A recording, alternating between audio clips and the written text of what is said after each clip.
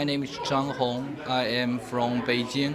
My news organization named Economic Observer is a private newspaper, a weekly newspaper focused on the finance, economics. My name is Wang Huan. I'm from Caijing Magazine. It's a financial and business magazine based in Beijing, and I have worked for almost 2 years. And my focus is on EU issues, and specifically China and EU relations. My name is Zhong Na.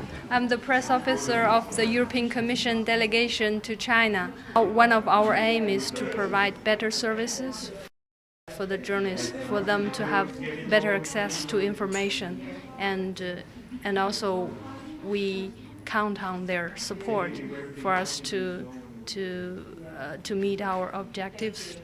That is to increase the awareness of the EU in China.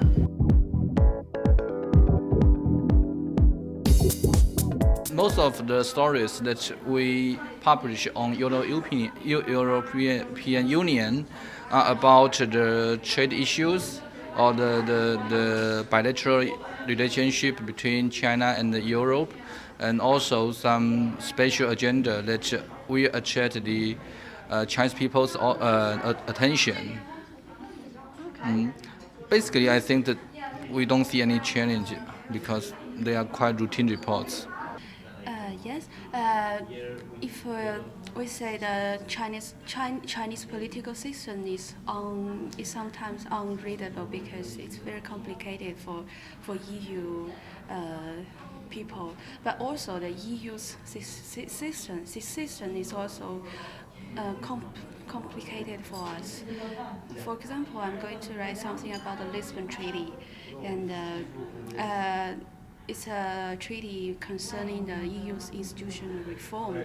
So if I didn't come here, and I think I just can imagine what is going on with this institution. But if I came here, and then I can have some direct dialogue with these officials, and I can visit the parliament and the council and the commission, and I can have a very direct impression of what the EU institution work.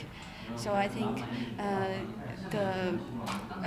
we should do more such to have some channel and bridge for us to get to know EU. One of the main challenges is the EU is so complex. It's in itself the history of the EU, and the EU itself, the structure and many of the different institutions and the policy, not the policy itself, but also how the policy was formulated, and the decision-making process are difficult to understand it's very complex.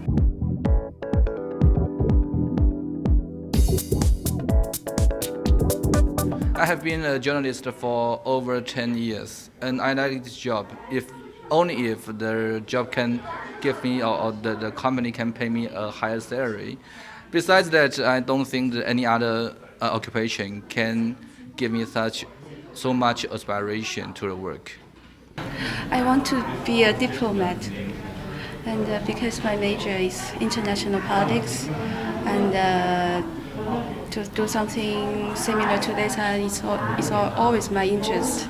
Okay. And the reason why I choose journalism as my first job is I want to know more in a short time, because journalism is really an intense job, so you have to know everything in a very short time. So I think that's a very good practice. Yeah. Maybe for 1 year, 2 years, 3 years, 4 years, and then I have a lot of experience. I can know a lot of people, and then I can think about my future development plan.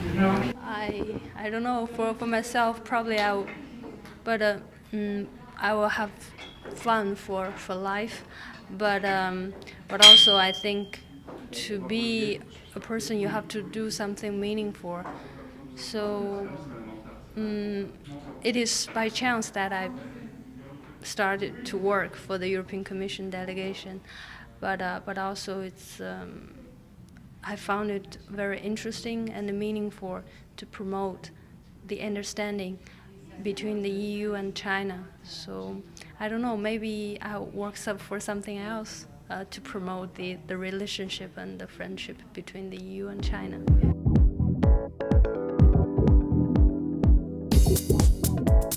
I think that we are living in different cultures. It means that something that we can accept easily, but for you will be something very hard to understand.